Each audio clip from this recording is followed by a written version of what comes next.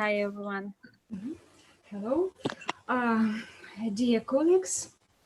Nice to meet you all here. Thank you very much for inviting us, me and my co-author, Tagui. We are from the Lomonosov Moscow State University. We are very glad to be here and share with you some of our ideas, thoughts about motives and risks of consumption of fake products of luxury brands. Why do people intentionally consume fake products of luxury brands?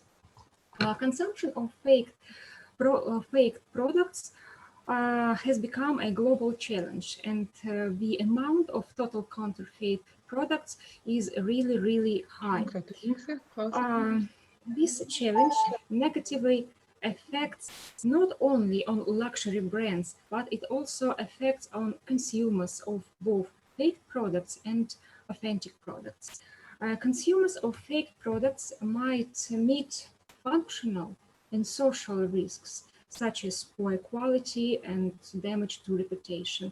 Consumers of authentic products who expect a unique experience and a set of different values, a kind of dream provided by luxury brands, might feel disappointed due to increasing numbers of fakes, because in this case, the feeling of being special and unique is diluted. As for luxury brands, which products are copied, they might lose of some consumers who do not want any associations with fakes. So taking into account this challenge, we are trying to define motives and risks of consumption of fake goods of luxury brands and try to systematize the factors motivating Russian consumers to buy counterfeits. Our research covered consumption in fashion industry. Okay, goods of luxury brands, especially so-called of star brands with huge logos, are often copied. This fact indicates the special appeal, the special love for these brands by a wide audience. According to Jean-Noël Capferrer, counterfeiting is only possible if the brand has reached a significant threshold and is highly desirable. Only highly desirable brands, dream brands, are copied. Usually quite luxury, which is not well recognized and is famous in some small group of people, is not popular in the counterfeit industry. When buying fake goods, people most likely want logos, famous logos, but not high quality, not history or heritage, which is behind luxury brands. The famous logos on fake goods might create the illusion of belonging to the world of luxury brands. Counterfeits are able to imitate only material attributes of the authentic products. Heritage is not possible to copy. There is no way to imitate it. Founders, famous people who adored luxury brands, it is behind of copying. But at the same time, fakes, they might decrease the emotional and social values provided by authentic products. The people who do not mind about buying counterfeit, they usually want to be associated with affluent people. But unlike luxury consumers, they do not want to stand out from the crowd due to the fake they possess, because they might feel a kind of shame from consuming counterfeiting. Wagner and Lee, they singled out two segments of consumers. First group is so-called sly shoppers. Sly shoppers, they consider fake products comparable to originals, and they feel smart buying these counterfeit products, these fakes. The second group is so-called economically concerned shoppers. They evaluate fakes inferior. They know that fakes are much, much worse than originals, but lower price is a good motivator for them to buy these products. And also, I would like to mention the black chameleon strategy of chameleon of counterfeit consumers. Black chameleon, it's about situation when consumers combine both authentic products and fake products, depending on occasions. If something is really important, maybe wedding or going to a Bolshoi theater, of course they use original products. But if occasion is usual, normal, they might use fake products. So all consumers of fakes might be divided in non-cheaters and cheaters. As for cheaters, they might experience the fear of being caught and hope that their fakes are not identified. I can say that they have to live in some fear. Now, my master student, Tagui, she will cover the preliminary research and share the results of our research about Russian consumers of fakes. Yes, let's move to the methodology of our research. Our research was conducted in April 2019 in 2 stages. First stage was dedicated to in-depth interviews. We interviewed 1 expert from the luxury industry and 3 consumers of counterfeits from Moscow. Second stage was dedicated to online survey that was done on the Google Forms. Let's move on. Can you please switch to the next slide? Yeah. It's the next slide. Yeah. First stage in-depth interviews helped us to come to 3 main hypotheses. First one is a choice between the original and fake goods of luxury brands is determined by importance of consumption context. I mean, events where they are consumed. Second one is a decision about conscious purchase of luxury fakes are mainly determined by price factors. And third one, potential risks of purchasing luxury counterfeits, harm to health, poor quality, may reduce the propensity to consume them. Also, in-depth interviews helped us to understand more precisely motives and risks of consumption of counterfeits. So motives include low price, low income, good quality, unwillingness to overpay just for the name or brand values. Risks we can systemize into functional risks. I mean, when the product have a poor quality, potential harm to health, psychological risk, some kind of internal risks, internal worries of consumer. And the last one, reputation risk, it's some kind of external risks related to social opinion and etc. Let's move to the second stage, online survey.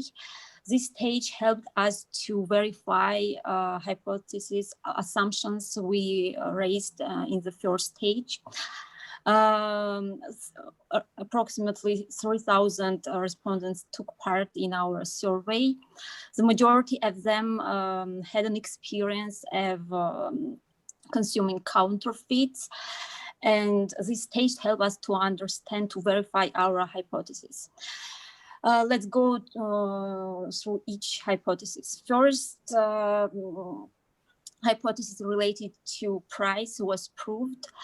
Affordable price really matters to consumers because of low income. They are not able to buy original products. So this hypothesis was proved. Next one related to the context was proved too. What does it mean? It means that majority of respondents are not ready to use fakes at weddings or important business meetings. And this was proved. And the third one, third assumption related to the risks was proved too. Potential risks may reduce the propensity to consume them. And also this stage of our survey helped us to be more precise in terms of risks. We can move to the next slide, and we can see the list of risks. They are, we may say that they are the same that the risks were specified, that were specified in the first stage, but they are more precise, and we can see in this slide the importance of each risk.